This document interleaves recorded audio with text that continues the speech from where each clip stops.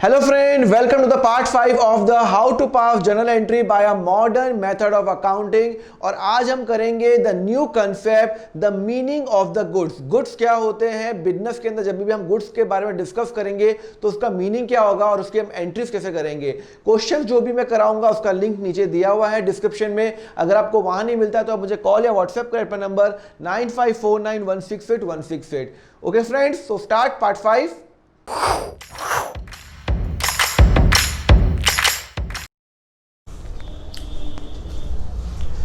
Hello friends, so let's move to the next topic in how to pass the journal entry. It's regarding the definition of goods.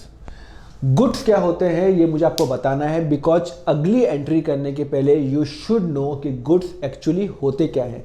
सी, मैं आपको simple example देता हूँ। Suppose करो मेरा जो main business है ये पेन बनाने का मेरा मेन बिजनेस है। भाई मैं कोई तो जो भी मैं बिजनेस चालू कर रहा हूँ उसका कुछ तो मेन प्रोडक्ट होगा।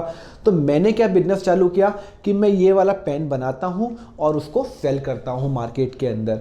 तो मेरा जो गुड्स क्या हुआ, गुड्स हुआ ये पेन। मतलब ये पेन मेरा क्या हुआ, जो फाइनल प्रोडक्ट आया पेन बन के आया, ये मेरा गुड्स है। पेन के लिए मैंने इंक खरीदी, वो भी मेरा गुड्स है। पेन बनाने के लिए मैंने प्लास्टिक लिया, वो भी मेरा गुड्स है। पेन बनाने के लिए मैंने निप ली, वो भी मेरा गुड्स है। मतलब जो भी मेरे फाइनल प्रोडक्ट के अंदर आपको दिख रहा है, अगर वो मैंने बाय किया है या मैंने बनाया है, वो क्या हो गया, मेरा गुड्स हो गया। तो सपोज करो अगर मान लो मेरा मेन बिजनेस है गारमेंट्स बनाना, तो गारमेंट्स के लिए मेन रॉ मटेरियल क्या लगेगा, कॉटन, बटन्स लगेंगे, धागा लगेगा, तो वो सब मेरा गुड्स है। तो आपको गुड्स का मतलब समझ में आया। जिस चीज में मैं प्रिंसिपली डील कर रहा हूं, जो मेरा मेन बिजनेस है, तो मेरा मेन बिजनेस क्या है अभी, पेन बनाना, तो पेन से रिलेटेड जो भी चीज मैं खरीदूंगा वो मेरा गुड्स है। हाँ, पेन बनाने के लिए अगर मैंने मशीनरी खरीदी, भाई आज ये पेन मैं खुद तो बना नहीं सकता, एक बड़ी सी मशीन लगाऊंगा, तो वो मशीन मेरा गुड्स नहीं है। क्या वो मशीन इस पेन के अंदर दिखती है, क्या नहीं दिखती है। पेन के अंदर क्या दिखता है, पेन दिखता है, इंक दिखता है, प्लास्टिक दिखता है। पेन के जो भी रॉ मटेरियल्स है जो इसके अंदर जाता है वो मेरा गुड्स है। और पेन एक खुद मेरा गुड्स है, जो फाइनल प्रोडक्ट आता है वो मेरा गुड्स है। तो अगर मान लो मैंने शर्ट बनाया, तो शर्ट में मैंने जो भी चीजें खरीदी वो मेरा गुड्स है। पर शर्ट बनाने के लिए जो मैंने मशीनरी खरीदी वो मेरा गुड्स नहीं है। पेन बनाने के लिए मैंने मशीनरी खरीदी, वो मेरा गुड्स नहीं है। दो वो मेरी वो पेन बनाने के लिए हेल्प कर रहा है, बट वो मेरा गुड्स नहीं है। क्यों? क्योंकि मशीनरी मेरा मेन काम नहीं है। मेरा मेन काम है पेन बनाना, तो पेन के से रिलेटेड जो भी चीज़ होती है वो मेरा गुड्स है। अगर मान लो मैंने अपनी फैक्ट्री में फर्नीचर लगाया, भाई मेरी फैक्ट्री पेन की है, तो वहाँ पे बिना फर्नीचर तो काम होगा नहीं, फर्नीचर लगाया, वो मेरा गुड्स नहीं है। गुड्स क्या है, जो आपको फाइनल प्रोडक्ट में दिखता है या जो उसके अंदर जाता है वो मेरा गुड्स है।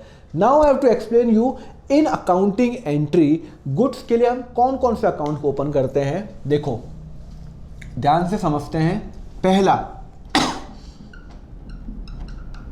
परचेज अकाउंट, दूसरा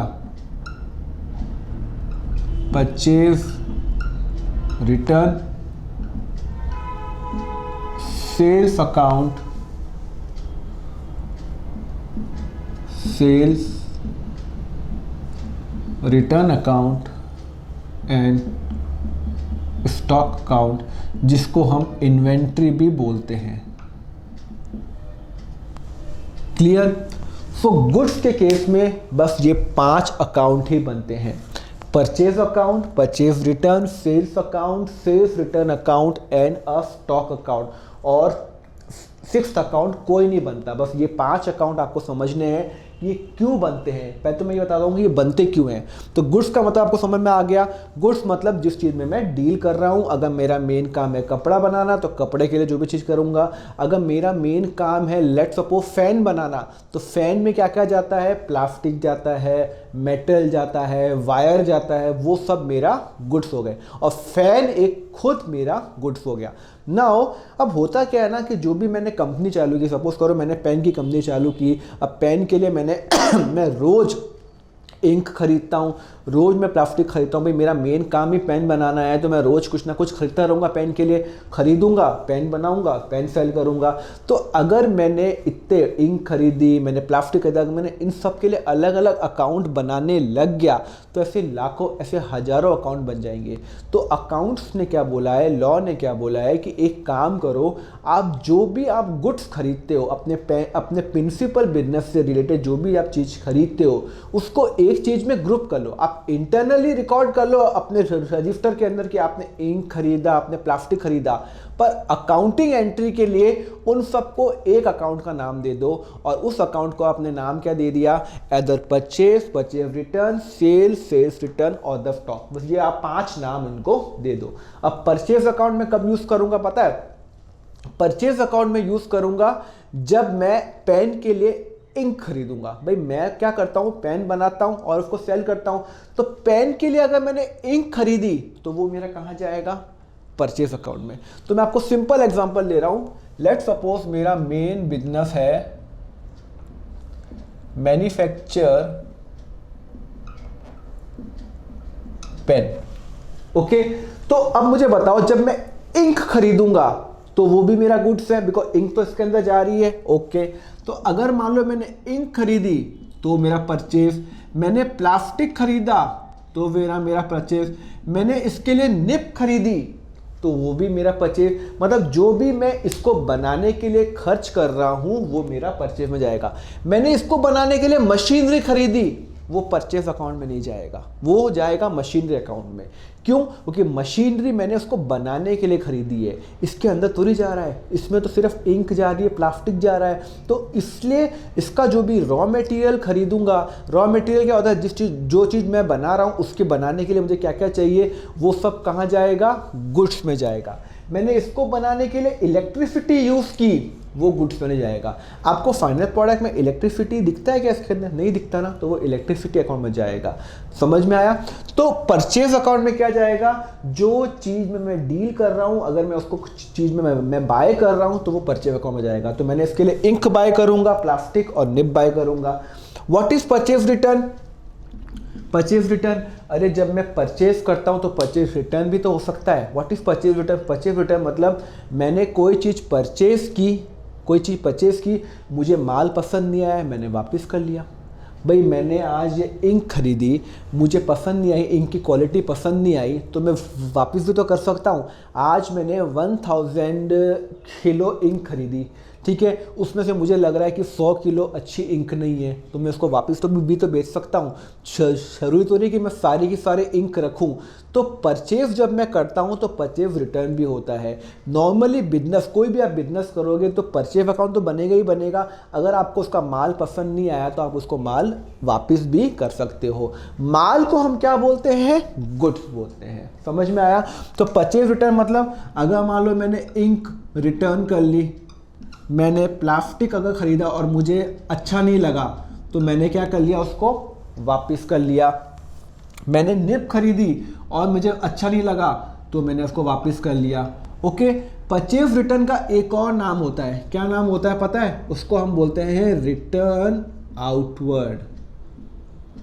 इसको मैं रिटर्न आउटवर्ड भी बोलता हूँ। आउटवर्ड मतलब क्या होता है कि मैं जो सामान पहले लाया था उसको मैं वापस कर रहा हूँ, तो मेरी फैक्ट्री से वो सामान जा रहा है या आ रहा है। देखो है तो ये रिटर्न मतलब कि मैंने सामान पहले खरीदा हुआ था उसको वापस कर रहा हूँ। रिटर्न मतलब क्या होता है, वापस करना। Now there can be purchase return और a sales return. Purchase return क्या होता है, रिटर्न आउटवर्ड। आउटवर्ड मतलब मैंने कुछ सामान पहले खरीदा था उसको मैं वापस भेज रहा हूँ, तो मेरी फैक्ट्री से वो आउट जा रहा है ना सामान।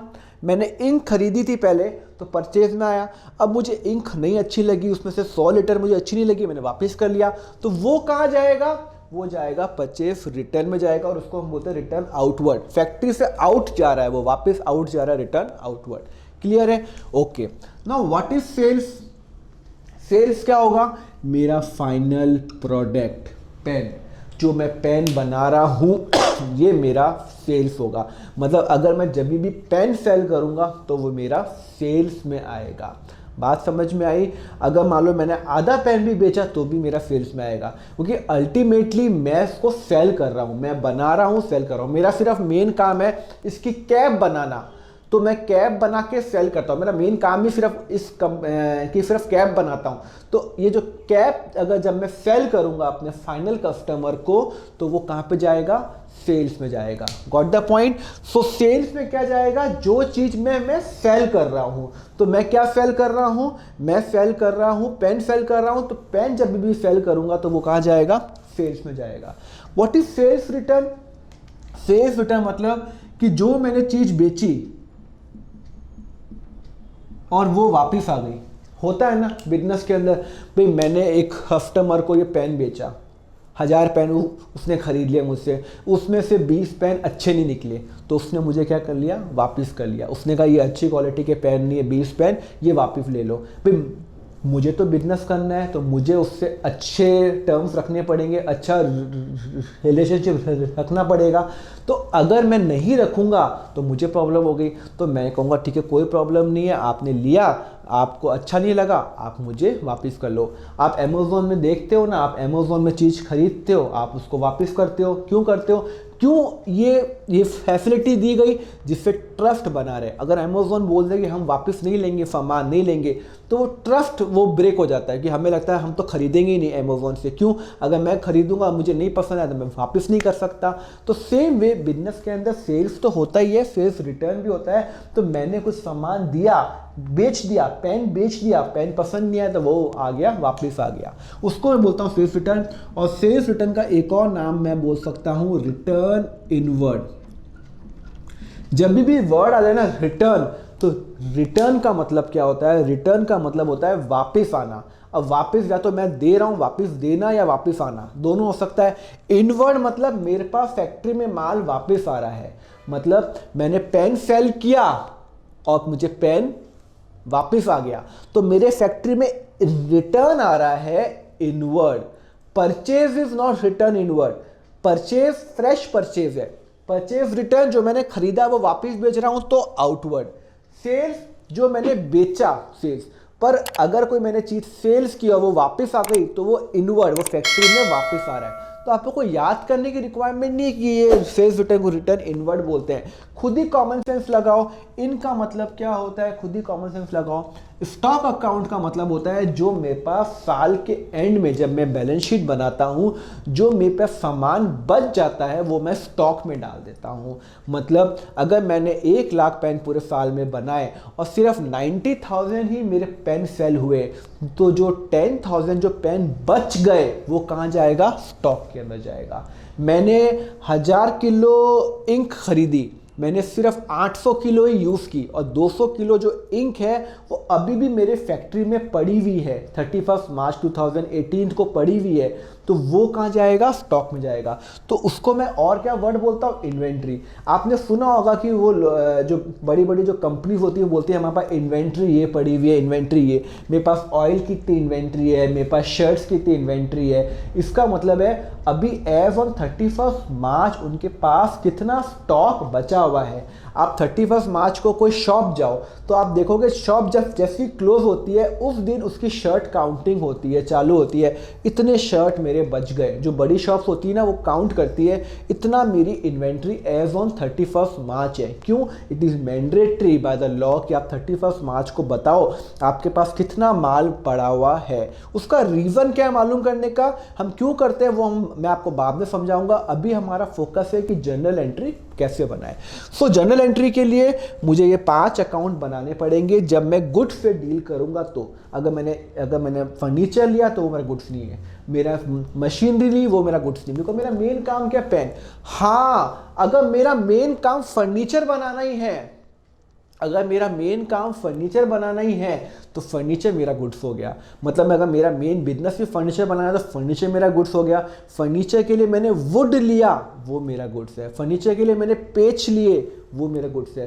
पर फर्नीचर के मैंने नट्स एंड बोल्ट्स लिए, वो मेरा गुड्स है। फर्नीचर के मैंने पेंट लिया, वो मेरा गुड्स है। तो अगर मेरा मेन काम फर्नीचर है तो फर्नीचर मेरा गुड्स है। मेरा मेन काम मशीनरी है तो मशीनरी मेरा गुड्स है। तो आपको पहले आइडेंटिफाई करना है कि ये मेन काम है क्या। आपको क्वेश्चन में लिखा हुआ रहेगा, या तो ऊपर आपको हिंट देगा या नीचे लिखा होगा purchase goods worth rupees this या sales worth rupees this. Right now मैं आपको इसके रूल्स बताऊंगा कि ये कब डेबिट होगा कब क्रेडिट होगा। पहले ये लिखो आप,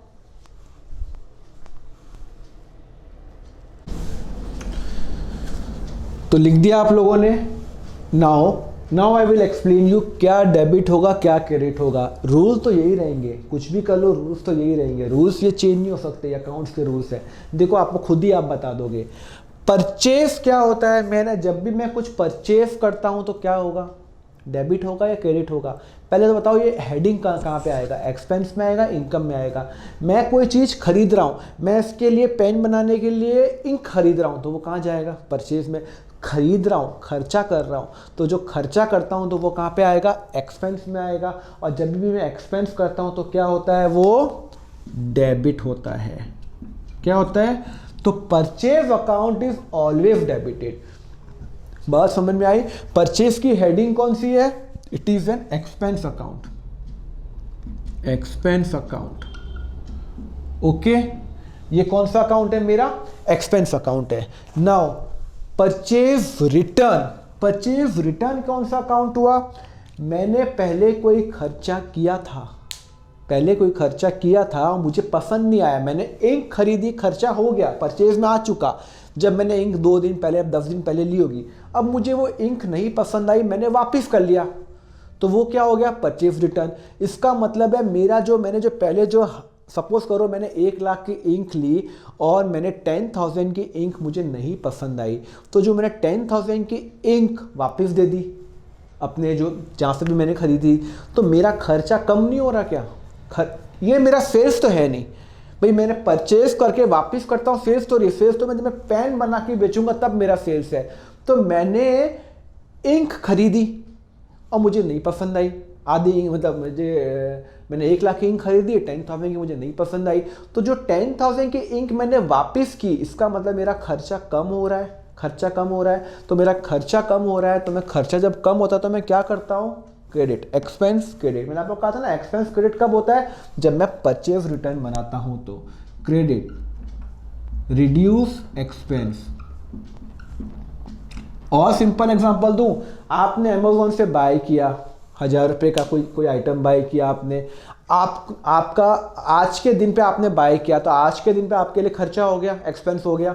कल आपने वो आइटम वापस कर लिया, कल आपने वो आपको पसंद नहीं आया और आपने ये आइटम वापस कर लिया, तो आपका वो जो खर्चा जो पहले आपने दिखा दिया, अब वो खर्चा हुआ ही नहीं, अब वो खर्चा कम हो गया, इनडायरेक्टली कम हो गया। बिकॉज पहले आपने 1,000 रुपये खर्च किए थे, आपको नहीं पसंद आया, अब वो 1,000 रुपये से 0 हो गया। तो इसका मतलब है आपका खर्चा कम हो गया। अगर मैं आपको 3 दिन में पूछूं कितना खर्चा हुआ तो आप बोलोगे 0, क्योंकि 1,000 रुपये पहले खर्चा हुआ था और 1,000 का मैंने माल वापस दे दिया। अगर आप 1,000 का माल खरीदते हो और आपने 100 का माल वापस दे दिया, तो अल्टीमेटली आपका खर्चा 900 रुपये का ही हुआ ना। तो जब 1,000 का माल खरीदोगे तो यहाँ पे आएगा परचेज में, और जब आप वापस दोगे 100 रुपये का माल, तो आपका खर्चा 100 रुपये से कम हो रहा है, तो यहाँ पे 100 रुपये आप में क्रेडिट में आएगा। और when expense decrease credit. Okay sir, समझ में आ गया। सेल्स के लिए क्या करूंगा सर, सेल्स क्या है मेरी, मैं सामान बेच रहा हूं, तो इनकम हुई ना मेरी income. What is income, income is something जो मैं जिस चीज़ में मैं सामान मैं जो गुड्स बेच रहा हूं वो मेरी इनकम है। सेल्स का एक और वर्ड होता है टर्नओवर। क्या होता है वर्ड, टर्नओवर। टर्नओवर भी बोल सकते हो, सेल्स भी बोल सकते हो।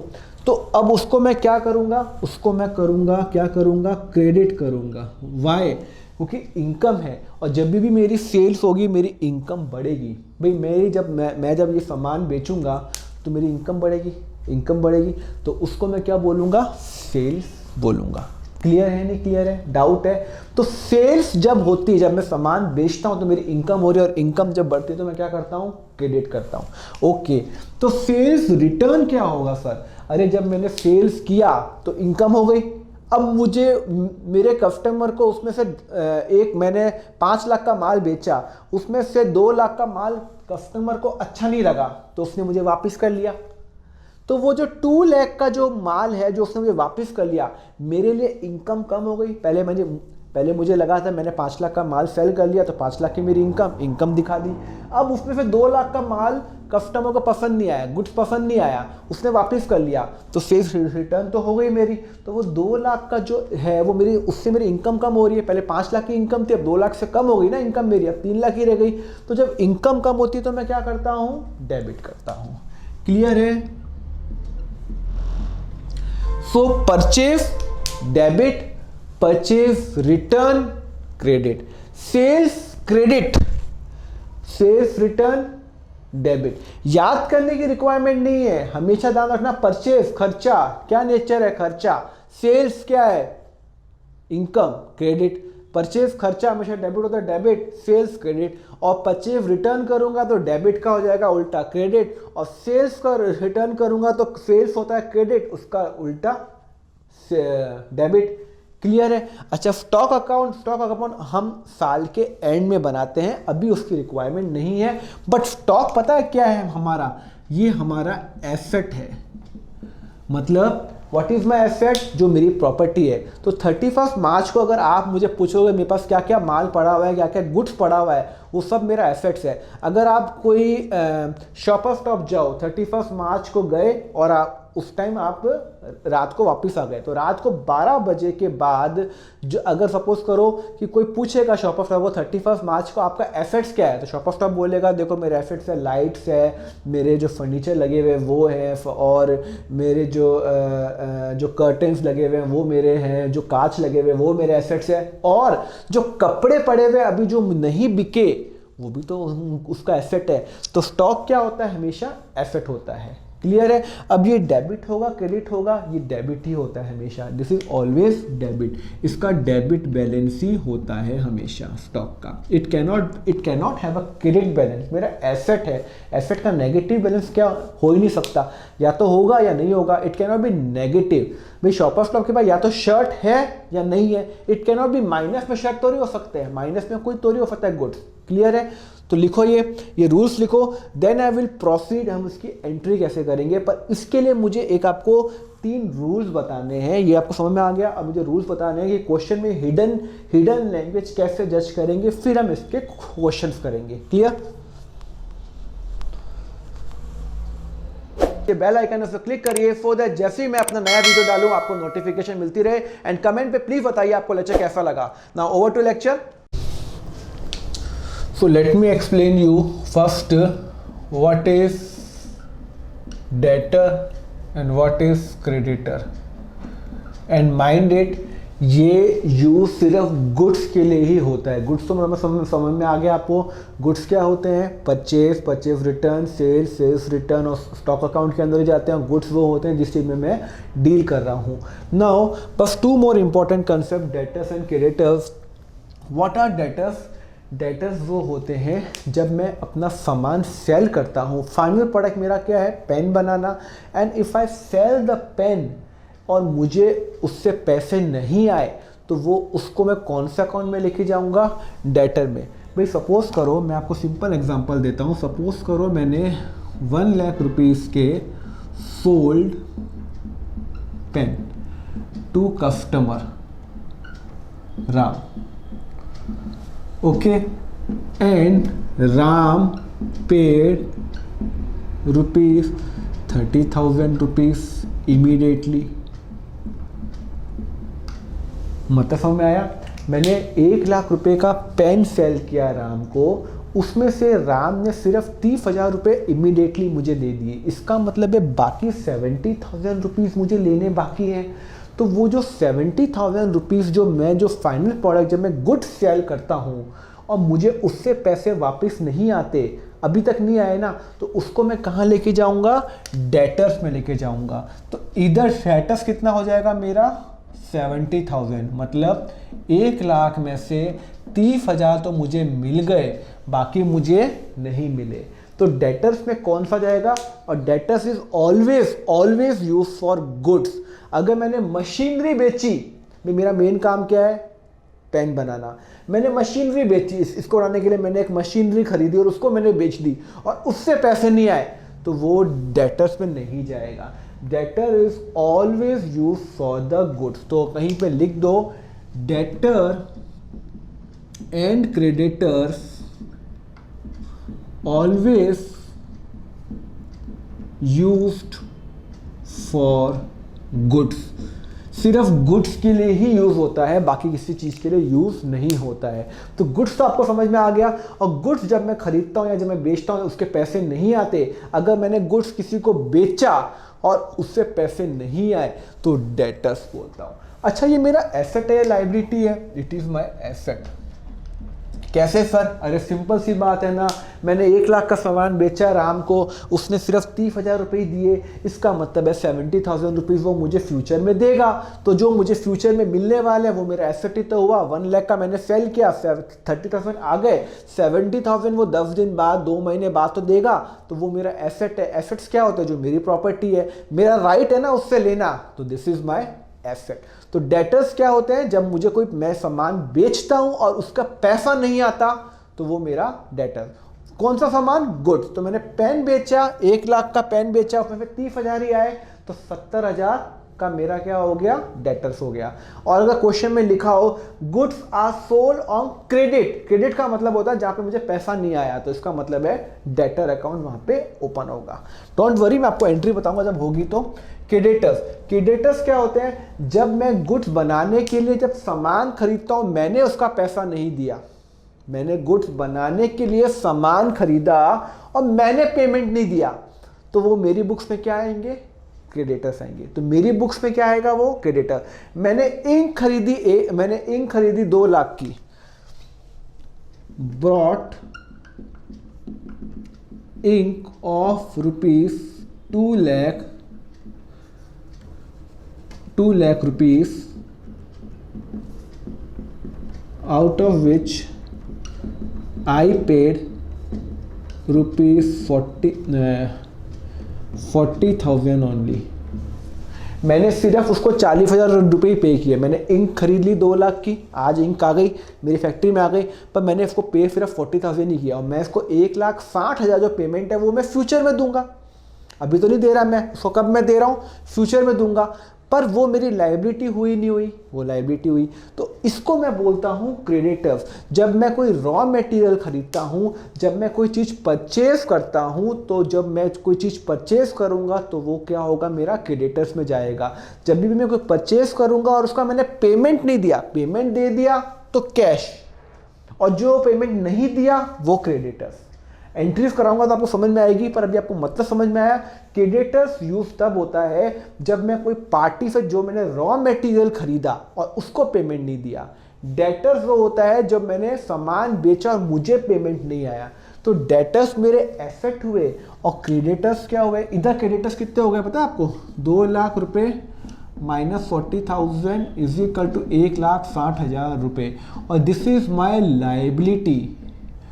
ये यहाँ का जा रहा है और ये इधर का है, ये लाइबिलिटी है क्रेडिटर्स। क्यों? क्योंकि मुझे पेमेंट करना है। मैंने इंक तो खरीद ली ना, तो मुझे इंक का पेमेंट तो करना ही पड़ेगा ना। कितना पेमेंट करना पड़ेगा? 1,60,000 रुपये मुझे पेमेंट फ्यूचर में तो करना पड़ेगा, तो which is my liability. Clear? अब वो डेबिट होगा क्रेडिट होगा वो मैं आपको समझाऊंगा। क्लियर? यहाँ सब यहाँ पे बात समझ में आ गई। तो debtor is used for whenever I buy the goods, sorry जब मैं गुड्स सेल करता हूँ मुझे पैसे नहीं आए तो डेटर्स, और जब मैं कोई सामान मैं खरीदता हूँ मैंने पेमेंट नहीं दिया तो क्रेडिटर्स। क्लियर है? अच्छा, सपोज करो, सिंपल एग्जांपल ले रहा हूँ, सपोज करो कि 2 पार्टी है। अच्छा ये किसने खरीदा? लेट सपोज ये महेश ने खरीदा, ये महेश की बुक्स है। तो महेश की बुक्स में राम क्या हो गया? डेटर हो गया। महेश ने राम को पेन बेचा, उसने 30,000 ही दिए, इसका मतलब है 70,000 से वो डेटर हो गया, बुक ऑफ पैसा नहीं आया। पर अगर आप राम की बुक्स बना रहे हो, तो राम के अंदर महेश क्या हो गया? क्रेडिटर्स हो गया। कैसे? क्योंकि राम को तो पेमेंट करना है ना। अगर मैं राम हूं तो मुझे महेश को पेमेंट करना है, तो वो क्या हो गया, क्रेडिटर्स हो गया। बात समझ में आई या नहीं आई?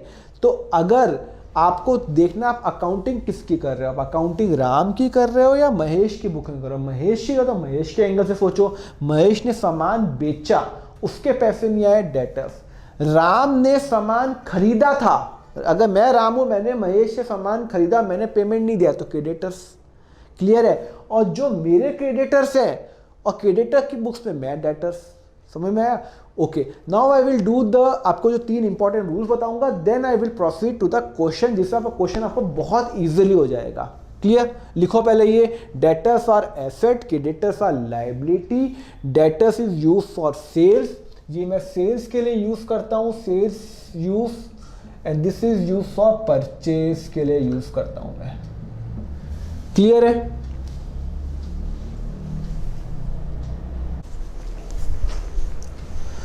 Okay guys, so I have already explain to you कि जब भी हम गुड्स में डील करते हैं, then we open purchase account, purchase return, sales account, sales return, and stock account. And goods से अगर मैं डील कर रहा हूं तो either it can be a cash transaction, it can be either a cash transaction or it can be a credit transaction।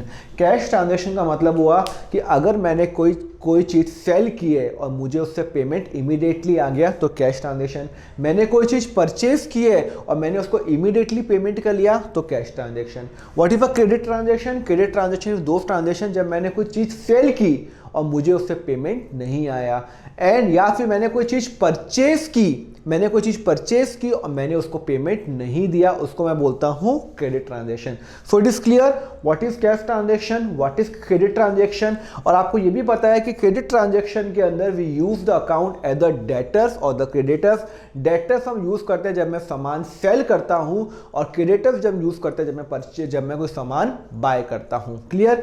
Now I want to explain you कि जब भी हम जर्नल एंट्री करेंगे तब हमें क्या क्या रूल्स फॉलो करने चाहिए। ये रूल्स तो आपके है ही है।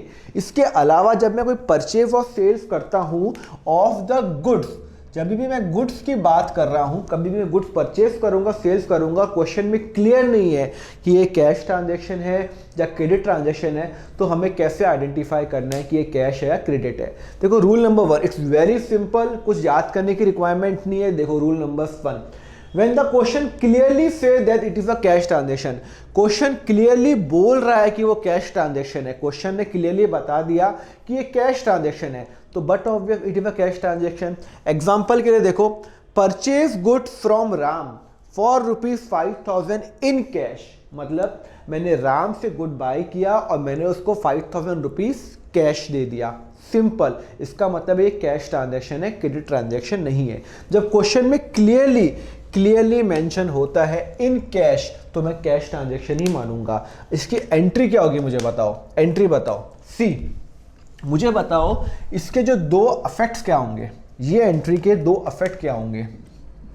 पहली वाली एंट्री के, परचेज गुड्स फ्रॉम राम, देखो एक तो फॉर कैश, मतलब एक तो 100% कैश होगा।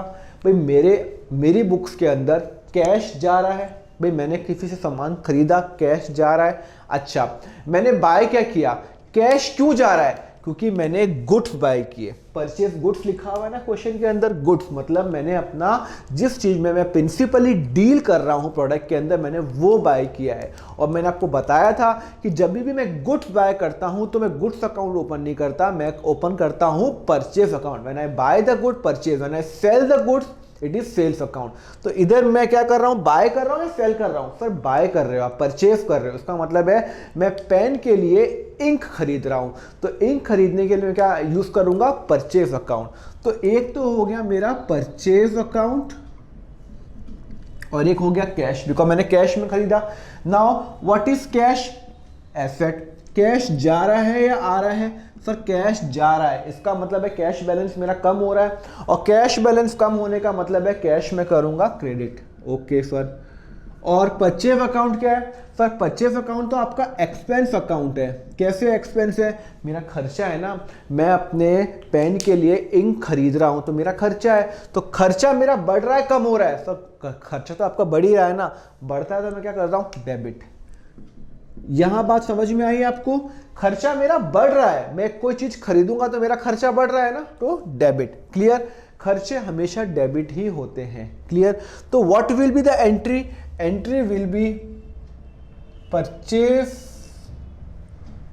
Account debit to cash account. पहले डेबिट आता है 5000 रुपीज। है सिंपल? कुछ डाउट है इसके अंदर? जब क्वेश्चन में क्लियरली लिखाओ इन कैश। ओके, दूसरा रूल क्या बोलता है? दूसरा रूल बोलता है when the question is silent कि ये कैश है या क्रेडिट ट्रांजैक्शन है, मतलब क्वेश्चन कुछ नहीं बता रहा, क्वेश्चन में क्लियरली कुछ मेंशन नहीं है कि ये कैश ट्रांजैक्शन है क्रेडिट ट्रांजैक्शन है, तो अब हम क्या मानेंगे उसको? हम कैश ट्रांजैक्शन मानेंगे या क्रेडिट ट्रांजैक्शन मानेंगे? मतलब क्वेश्चन कुछ नहीं बता रहा कि कैश में खरीदा क्रेडिट में खरीदा, कुछ नहीं बता रहा, तब हम क्या मानेंगे? तब का रूल क्या है देखो, and party name is not given. ये दोनों रूल अगर सेटिस्फाइड होते हैं, मतलब क्वेश्चन साइलेंट है, कैश है या क्रेडिट है, कुछ नहीं बता रहा, और पार्टी का नाम भी नहीं दे रखा। पार्टी का नाम मतलब समझते हो? पार्टी का नाम मतलब मैंने जिससे बाय किया या जिससे मैंने सेल किया। मतलब सपोज करो मैंने मोहन को सेल किया, पर क्वेश्चन में मोहन वर्ड यूज़ नहीं किया गया, बस वो लिखा हुआ है सोल्ड गुड्स और कुछ नहीं लिखा हुआ। या फिर मैंने वैभव से बाय किया और यहाँ पे क्वेश्चन में कुछ नहीं लिखा हुआ कि मैंने वैभव का नाम मेंशन ही नहीं है। पार्टी मतलब होता है जिस चीज़ से मैं डील कर रहा हूँ। जहाँ पे पार्टी का नेम मेंशन नहीं है, दोनों कंडीशन सेटिस्फाइड होनी चाहिए। जहाँ पे क्वेश्चन साइलेंट है, क्वेश्चन में अगर लिखा हो कैश ट्रांजैक्शन तो कैश मानेंगे, क्वेश्चन में लिखा हो क्रेडिट ट्रांजैक्शन तो क्रेडिट मानेंगे, बट ऑब्वियस। पर क्वेश्चन में अगर कुछ भी नहीं लिखा हुआ हो, कैश और क्रेडिट है और पार्टी का नेम भी नहीं दिया हुआ हो, तब हम क्या मानेंगे? उसको कैश ट्रांजैक्शन मानेंगे। मतलब हमें पार्टी का नाम भी नहीं दे रखा किससे खरीदा किससे मैंने बेचा, और हमें ये भी नहीं बता रखा कि ये कैश है या क्रेडिट है, तो मैं क्या मानूंगा? उसको कैश मानूंगा। एग्जाम्पल बता रहा हूं, परचेज गुड फॉर ₹2000। अब सिंपल आपको ये लिखा हुआ है, बस ना मैंने किससे खरीदा ये नहीं लिखा हुआ, लिखा हुआ है क्या मैंने राम से खरीदा, श्याम से खरीदा, किससे खरीदा नहीं लिखा हुआ, सिर्फ लिखा हुआ है ना ये लिखा हुआ है कि ये कैश में है या क्रेडिट में है, कहीं पे लिखा हुआ है ऑन कैश ऑन क्रेडिट, नहीं सर, सिंपल लिखा हुआ है परचेज गुड फॉर 2000 रुपीज और कुछ नहीं लिख रखा। अगर सिंपल ये लिखा हुआ है तो हम इसको क्या मानेंगे? कैश ट्रांजेक्शन सॉरी, इसको मानेंगे कैश ट्रांजैक्शन मानेंगे। क्लियर? तो हम एंट्री क्या करेंगे इसकी? देखो दो अकाउंट कौन कौन से अफेक्ट होंगे भाई, मैंने क्या बोला, एक तो मैं परचेज कर रहा हूं तो एक तो परचेज अकाउंट आएगा ही आएगा, दूसरा मैंने क्या एज्यूम कर रहा हूं ये कैश ट्रांजैक्शन है। Why I am assuming cash transaction? Question is silent और पार्टी का नाम भी नहीं दे रखा। पार्टी का नाम कहाँ दे रखा, किससे खरीदा नहीं दे रखा, तो मैं क्या मानूंगा इसको? Cash transaction.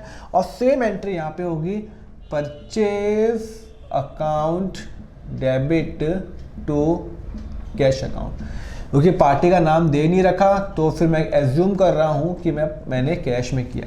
पता है ये रूल क्यों बना है? सिंपल, आप खुद का कॉमन सेंस लगाओ। आपने कोई सामान खरीदा और अगर आपने पेमेंट नहीं दिया होता उसको, तो आप घर पे आके कहीं ना कहीं तो लिखते हैं कि मुझे उसको पेमेंट देना है। भाई कंपनी के केस में हज़ारों केस में डील्स होते हैं, हज़ारों ट्रांजेक्शन होती हैं, रोज़ होती है।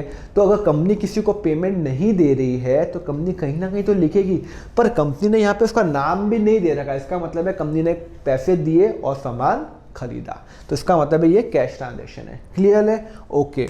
Now third rule, when the question is silent on cash और क्रेडिट ट्रांजेक्शन। भाई क्वेश्चन साइलेंट है, साइलेंट का मतलब कुछ नहीं बता रखा, भाई ये कैश में किया हुआ है क्रेडिट में किया हुआ है, एब्सोल्युटली कुछ मेंशन नहीं है कि ये कैश है क्रेडिट है। यहाँ पे सेम ट्रांजेक्शन यहाँ पे हो गई, but party name is given, party का नाम दिया हुआ है, किससे मैंने खरीदा वो लिया हुआ है। अगर मुझे क्वेश्चन में नहीं बता रहा कैश और क्रेडिट है पर पार्टी का नाम दिया हुआ है, पार्टी का नाम मतलब जिससे मैंने खरीदा या जिसको मैंने सेल किया वो दिया हुआ है, तब हम इसको मानेंगे credit transaction. Simple common sense है। अगर आप किसी को पेमेंट नहीं दे के आए या किसी से पेमेंट नहीं लिया तो आप उसका नाम अपने रजिस्टर में पक्का लिखोगे, राइट। तो यहाँ पे क्वेश्चन देखो, एग्जांपल बता रहा हूँ, परचेज गुड्स फ्रॉम राम ₹8000। कहीं पे भी मेंशन है ये कैश में किया क्रेडिट में किया, मतलब क्या मैंने राम को पैसे दिए या नहीं दिए, कहीं पे मेंशन है, कहीं पे भी मेंशन नहीं है। सर यहाँ पे कहीं लिखा हुआ है कैश में, नहीं लिखा हुआ, कहीं पे लिखा हुआ है क्रेडिट, नहीं लिखा हुआ, तो मैं क्या मानूँ उसको? कैश मानूँ या क्रेडिट मानूँ? अरे सर एक मिनट, पार्टी का नाम दिया हुआ है, मैंने राम से बाय किया, इसका मतलब है अगर पार्टी का नाम दिया हुआ है इसका मतलब है बट ऑब्वियसली क्रेडिट ट्रांजेक्शन ही होगी। क्यों? क्योंकि पार्टी का नाम भी दिया हुआ है, क्वेश्चन साइलेंट भी है, मतलब क्वेश्चन में मेंशन नहीं कैश और क्रेडिट है और क्वेश्चन में लिखा हुआ है पार्टी का नाम, तो ये क्रेडिट ट्रांजेक्शन होगा। क्लियर? हाँ, अगर क्वेश्चन क्लियरली बोलता है कैश ट्रांजेक्शन तब तो कोई आर्गुमेंट का सवाल ही नहीं है, तो क्वेश्चन की लैंग्वेज फॉलो करेंगे। क्वेश्चन में अगर लिख दिया purchase good from Ram 8,000 in cash, तो यहाँ पे आ जाएगा। बट ऑब्वियस पार्टी का नाम मेंशन हो नहीं, उससे क्या मतलब है? ओके, तो it is a credit transaction. Okay, अब मुझे बताओ कौन कौन से दो अकाउंट अफेक्ट होंगे। एक तो मैंने परचेस किया, जब भी मैं परचेस करता हूं तो परचेस गुड्स, जब भी गुड्स बाय करता हूं तो परचेस अकाउंट तो आएगा ही आएगा। दूसरा कौन सा अकाउंट आएगा बताओ? मैंने, आप खुद लगाओ कॉमन सेंस, मैंने किसी से सामान बाय किया पर उसको पेमेंट नहीं दिया, किसी से सामान बाय किया और उसको पेमेंट नहीं दिया, तो मैंने उसको पेमेंट मुझे फ्यूचर में देना है, हाँ देना है। तो उस पर्सन को, उस पार्टी का नाम क्या है? दिया हुआ है राम। अगर पार्टी का नाम नहीं दिया होता तो मैं तो कैश मानता, मैंने कैश पेमेंट कर लिया, पर सिंस पार्टी का नाम दिया हुआ है तो मैं क्या करूंगा, मतलब मैं एक और अकाउंट खोलूंगा, मैं खोलूंगा राम अकाउंट, राम अकाउंट खोलूंगा। क्लियर है? नहीं क्लियर है? मैंने कुछ सामान खरीदा और उसको पेमेंट नहीं दिया, तो सामान तो मैंने खरीदा, अगर मैंने कैश दे दिया तो कैश जाता, पर कैश तो दिया नहीं मैंने। क्यों? क्वेश्चन साइलेंट है पर पार्टी का नाम दिया हुआ है, तो मैं क्रेडिट ट्रांजेक्शन मान रहा हूँ। तो इसका मतलब है, तो राम अकाउंट में ओपन करूंगा, इसका मतलब है मुझे राम को फ्यूचर में पेमेंट देना है। हाँ क्लियर है? अच्छा, राम अकाउंट को मैं और क्या बोल सकता हूँ पता है? अभी मैंने आपको समझाया था, क्रेडिटर। सर कैसे क्रेडिटर? अरे क्रेडिटर कैसे? अरे सिंपल, एक बात बताओ, डेटर्स किस में यूज़ करते हैं? जब मैं सामान बेचता हूं तो पैसा नहीं आता तो डेटर्स। क्रेडिटर्स कौन होते हैं? जब मैं सामान खरीदता हूं, मैं पेमेंट नहीं दिया, इधर मैंने सामान खरीदा और पेमेंट नहीं दिया, तो he is my creditor account. तो इसकी एंट्री क्या करूंगा? सर सिंपल एंट्री है, परचेज तो हमेशा डेबिट ही होगा बिकॉज आप खर्चा कर रहे हो। परचेज अकाउंट तो एक्सपेंस अकाउंट है ना, एक्सपेंस क्या होता है? इंक्रीज हो रहा है, डेबिट ही होगा। अच्छा, राम अकाउंट क्या है? सर राम अकाउंट मेरा एसेट अकाउंट है क्या? आप बताओ, राम एसेट है या एक्सपेंस है? Liability, income, capital? It is not capital, but obvious expense तो है नहीं, क्योंकि एक्सपेंस तो ये हो गया, परचेज अकाउंट एक्सपेंस हो गया। एसेट है क्या राम? एसेट भी नहीं है सर। एसेट्स क्या होता है? जब मुझे किसी से पेमेंट लेना होता है, इधर मुझे पेमेंट किसी को देना है, तो it is my liability account, it is my liability account. और जब लाइबिलिटी अकाउंट होता है तो मैं क्या करूंगा, मेरी लाइबिलिटी बढ़ रही है कम हो रही है? सर लाइबिलिटी मेरी बढ़ रही है। कैसे बढ़ रही है? मैंने राम से बाय किया, मैंने उसको पेमेंट नहीं दिया, इसका मतलब मुझे राम को फ्यूचर पेमेंट देना है, तो इसका मतलब मेरी जो लाइबिलिटी है, मेरा जो पेबल है दूसरों को, वो बढ़ रहा है। लाइबिलिटी क्या होता है? मुझे किसी को पेमेंट देना हो, तो मेरी लाइबिलिटी बढ़ रही है। और जब लाइबिलिटी बढ़ती है तो मैं क्या करता हूँ? क्रेडिट करता हूँ, क्रेडिट। तो एंट्री क्या करूँगा? Purchase account debit to Ram account. कितने का मैंने परचेज किया? 8,000 का। बात समझ में आई? है बहुत सिंपल। यहाँ पे पार्टी का नाम नहीं दिया हुआ था तो मैंने कैश ट्रांजैक्शन मान लिया। यहाँ पे पार्टी का नाम दिया हुआ है, दोनों के केस के अंदर ये नहीं एक्सप्लेन किया हुआ कैश है क्रेडिट है। इधर मैंने कैश क्यों माना? पार्टी का नाम नहीं दिया हुआ। इधर पार्टी का नाम दिया हुआ है तो मैंने क्रेडिट मान लिया। क्यों? क्योंकि क्वेश्चन साइलेंट है। Last option, when the question clearly says it is a credit transaction. Question आपको क्लियरली बोल रहा है कि क्रेडिट ट्रांजैक्शन है, तब उसमें मुझे क्या करना? मतलब क्वेश्चन में क्लियरली बोल रहा है कि मैंने उसका पेमेंट नहीं दिया। Example, purchase good, for example purchase goods from Ram of ₹5,000 on credit. जब क्वेश्चन क्लियरली बोल रहा है क्रेडिट है तो क्रेडिट ट्रांजैक्शन ही होगा। और जब भी क्रेडिट ट्रांजैक्शन होता है तो मैं क्या एंट्री करता हूँ? एक तो मेरा परचेज अकाउंट आएगा ही आएगा, दूसरा कौन सा अकाउंट आएगा? राम अकाउंट। क्यों? मैंने क्रेडिट ट्रांजैक्शन आता है, मैंने उसको पेमेंट नहीं दिया तो मुझे राम का अकाउंट खोलना पड़ेगा। और राम का अकाउंट क्या होगा? लाइबिलिटी है। और लाइबिलिटी क्या होती है? हमेशा क्रेडिट ही होती है। क्यों? क्योंकि मुझे पेमेंट देना है, मेरी लाइबिलिटी बढ़ रही है, लाइबिलिटी बढ़ती है तो मेरा क्रेडिट। तो इधर एंट्री क्या होगी? सेम एंट्री होगी, purchase account debit to Ram account, कितने का भी मैंने बाय किया, 5000 का। क्लियर है? अच्छा, अब आपको ना ये सब चीज़ें याद करने की रिक्वायरमेंट नहीं होनी चाहिए, ये तो कॉमन सेंस की बात है। देखो, आपको याद करने की क्यों रिक्वायरमेंट होगी, मुझे आप सिंपल सी बात बताओ। यहाँ पे क्लियरली दिया हुआ है कैश, तो कैश ट्रांजेक्शन ही होगी ना, सोचना ही नहीं आपको, दिमाग लगाए नहीं। यहाँ पे क्लियरली दिया हुआ है क्रेडिट, तो क्रेडिट ही होगी, दिमाग लगाना ही नहीं आपको। जब क्वेश्चन बता रहा है आपको प्लेट में रख के बता रहा है भाई कैश है क्रेडिट है, तब तो वही मानेंगे जो क्वेश्चन ने कहा। यहाँ पे कैश है तो परचेज टू कैश, यहाँ पे परचेज टू राम होगी, राम को मुझे पेमेंट देना है, और राम मेरी लाइबिलिटी इंक्रीज हो रही, क्रेडिट। क्लियर? नाउ प्रॉब्लम आती है यहाँ पे, जहाँ पे क्वेश्चन साइलेंट है, ना कैश बता रखा है ना क्रेडिट बता रखा है, मैं क्या करूंगा? तो भाई अगर पार्टी का नेम दिया हुआ है, पार्टी का नेम दिया हुआ है तो क्रेडिट ट्रांजैक्शन है, पार्टी का नाम नहीं दिया हुआ है इसका मतलब है ये कैश ट्रांजैक्शन है। क्या याद करने की इसके अंदर रिक्वायरमेंट है? अभी हम क्वेश्चन नंबर करेंगे, अगला क्वेश्चन जो करेंगे उसमें हम ये सारी जो भी हमने जो मैंने आपको एग्जांपल बताया, ये सारे इसके अंदर फिट बैठते हैं। But remember these are only use, ये जो रूल्स जो यूज हो रहा है ना, ये गुड्स के लिए मैं यूज कर रहा हूँ, गुड्स के लिए। नॉर्मली ये गुड्स के लिए यूज होता है, गुड्स के केस में मैं purchase account sales account open करता हूँ। अच्छा, ये जो मैंने सारे एग्जाम्पल बताया ना, ये मैंने परचेज के बताया, यही एग्जाम्पल मेरे सेल्स के लिए भी फिट होते हैं। रूल तो बस रूल ही रहेगा, कैश अगर दिया हुआ तो कैश, क्रेडिट है तो क्रेडिट। क्लियर? लिखो ये, then we will do the question. Thank you very much for watching the lecture. Next video का लिंक नीचे डिस्क्रिप्शन पे दिया हुआ है और आपको स्क्रीन पे भी आ चुका होगा। And also please don't forget to like, subscribe and share my YouTube channel Accounts Funda. ये सब्सक्रिप्शन बटन है, सो क्लिक करिए so that you remain fully updated of all the accounts video I post. And also please don't forget to comment on how you like my video. Okay friends, so let's meet on the next video.